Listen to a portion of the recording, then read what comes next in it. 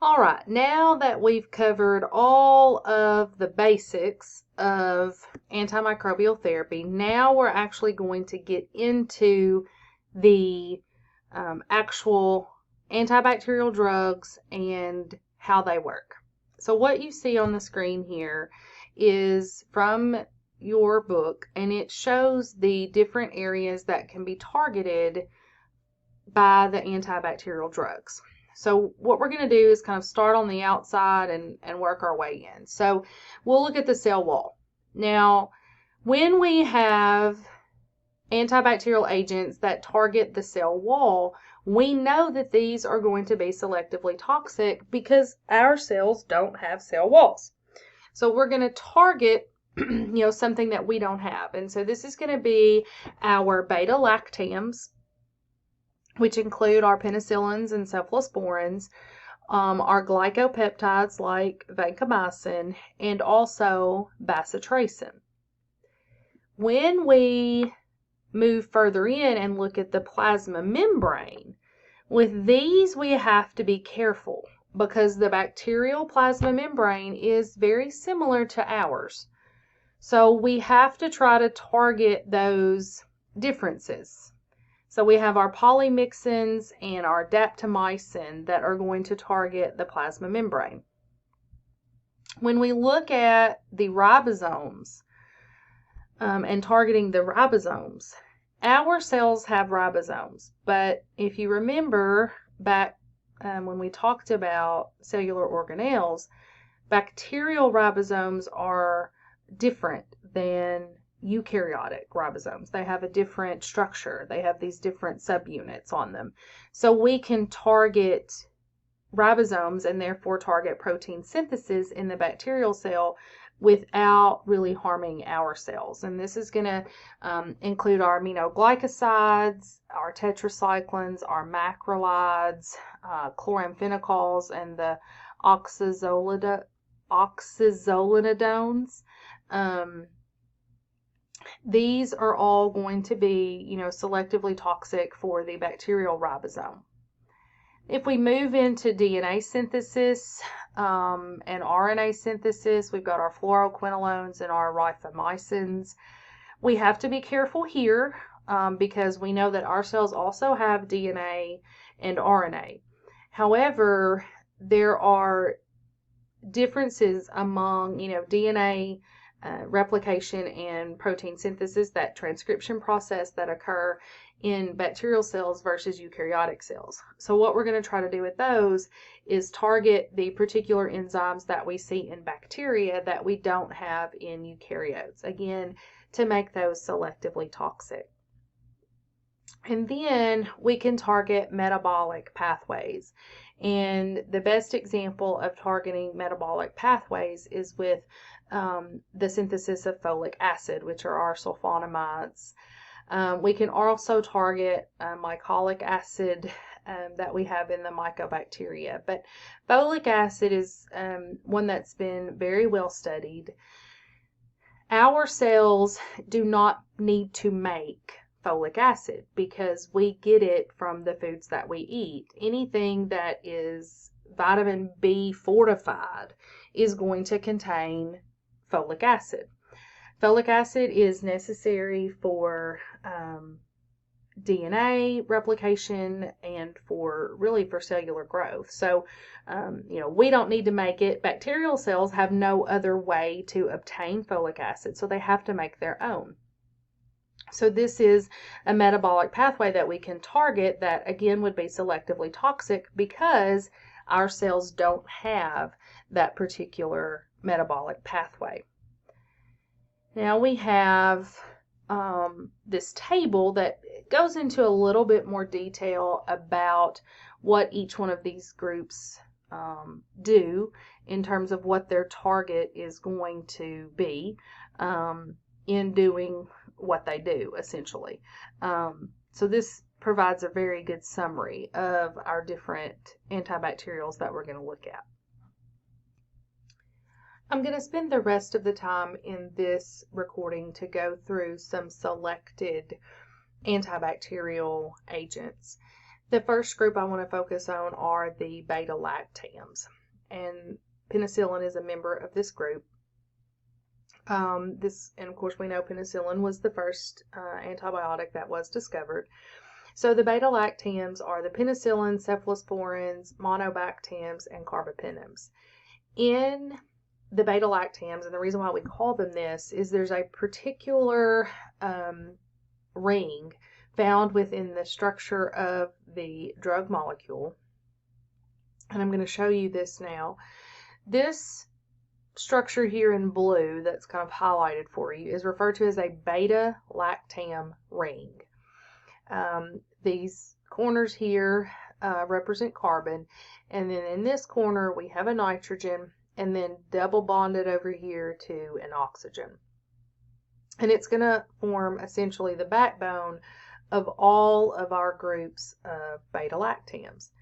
Now what we see that's different on them is these outside groups here.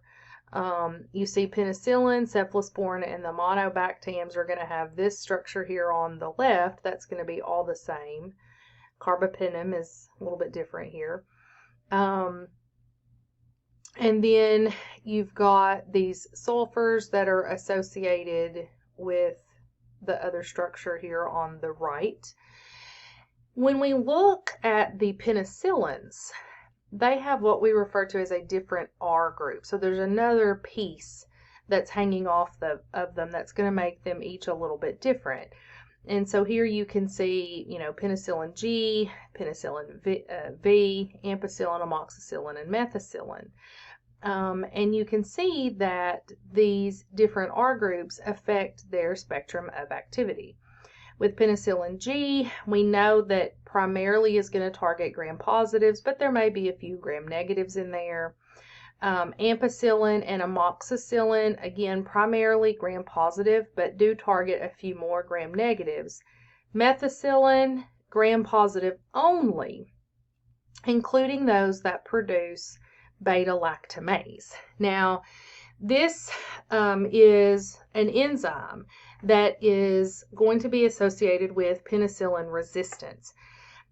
Beta-lactamase enzymes come in here and they break down this beta-lactam ring, which prevents the antibacterial agent from doing its job and killing the bacterium.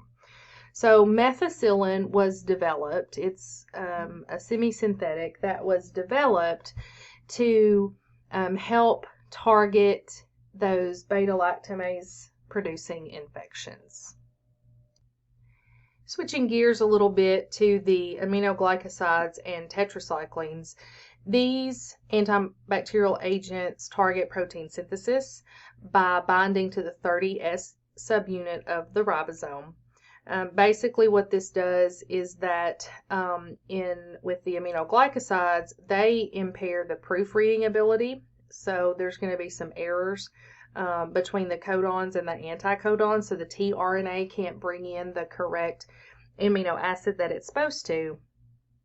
And then with tetracyclines, they actually block the tRNA from docking with the ribosome during the translation process. The aminoglycosides are broad spectrums because they target the bacterial ribosome, which all types of bacteria have. These include streptomycin, gentamicin, neomycin, kanamycin. However, when we look at selective toxicity, we know that some of these aminoglycosides, and depending on the dosage, can be nephrotoxic or neurotoxic. The tetracyclines include tetracycline and doxycycline primarily. They are also broad spectrum, but they can permanently discolor developing teeth, so they cannot be used in pregnant women. They can also cause liver toxicity in patients that may have kidney impairment because the kidneys aren't able to filter out the amounts of tetracyclines that they need to, and that can lead to problems with the liver. Another group that's been around for a long time are the macrolides. The first macrolide was erythromycin, which was isolated in 1952. One of the newer macrolides is azithromycin. Azithromycin has a broader spectrum of activity, has fewer side effects, a longer half-life, and that's why we can dose it as we do with a once-a-day pill for 3 days or 5 days for most infections. And it is a semi-synthetic of erythromycin.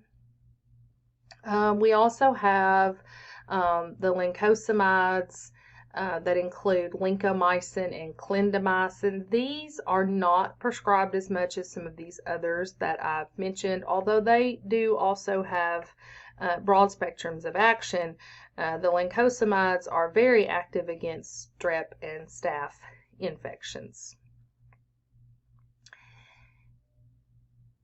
Linezolid is a member of a new broad-spectrum class of completely synthetics.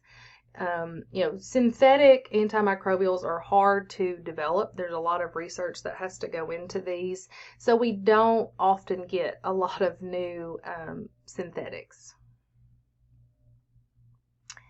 If we look at targeting the cell membrane, we have very few of these, the polymixins and then daptomycin. Again, we have to be careful with these because it's not selectively toxic because the cell membranes are so similar. So the polymixins typically are used only in topical application because they are toxic to our cells. When we look at inhibitors of nucleic acid synthesis, we can target both DNA and RNA. Typically, those enzymes that are used for bacteria that aren't used for eukaryotic DNA and RNA replication. One of these is rifampin. It's a semi-synthetic member. It blocks RNA polymerase activity. Then we have the big group of the fluoroquinolones, like Cipro and levofloxacin. They inhibit the enzyme DNA gyrase. They are very broad spectrum. They can target both gram positives and gram negatives. And we prescribe these a lot when we don't know the causative agent of an infection, particularly for UTIs. They are among the most commonly prescribed for those. However, there are some side effects associated with these, neurotoxicity, cardiotoxicity, and the big one that kind of came out just a few years ago, the risk for tendon rupture. We started seeing people who had been on a fluoroquinolone like Cipro or levofloxacin start to have issues with their Achilles tendon rupturing. So this is something that's been, warned against in the prescribing of this particular group of antimicrobials. Now, I would encourage you to go through, I'm skipping a lot of these, so I would encourage you to go through and read through them on your own and learn a little bit more about what they do so that you understand, why we can prescribe different medications for different infections.